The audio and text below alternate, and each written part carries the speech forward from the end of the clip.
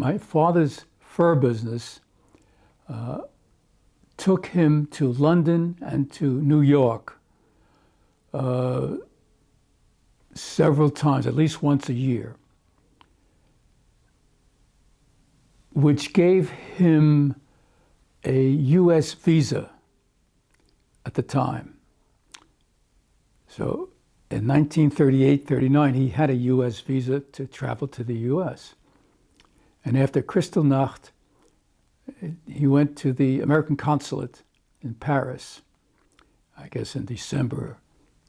And the lines were long all around, people wanting to leave, Jews wanting to leave. And one after another, no visas were given out. At the time, the American system of handing out visas to come to the United States was based on country of origin. The greater number of visas were available to citizens of Western European countries, France in particular, Italy, and England, and much fewer visas were given out to Polish citizens. And he was a Polish citizen, so was my mother. I don't know what citizenship I am. I may be a French citizen since I was born in France. I don't know.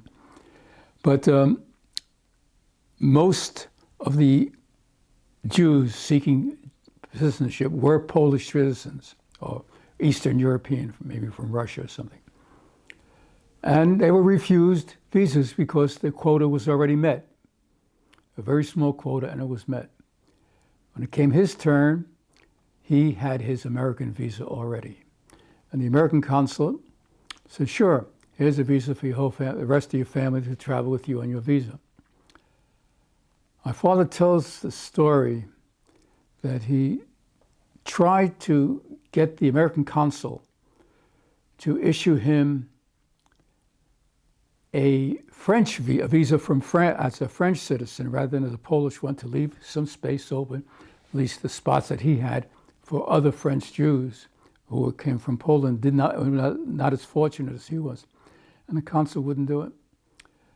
So he took the American visas, got his visa, I suppose, very early in January 1939. And as far as I can put together, packed up, sold everything, gave things to my mother's brother, Israel. And at the time, it was my sister, my younger sister, and myself, and the mother and father. And in, I suppose it was late January of 1939, traveled to Cherbourg, and got passage on a steamship called the Aquitania. And in early February, sailed for New York.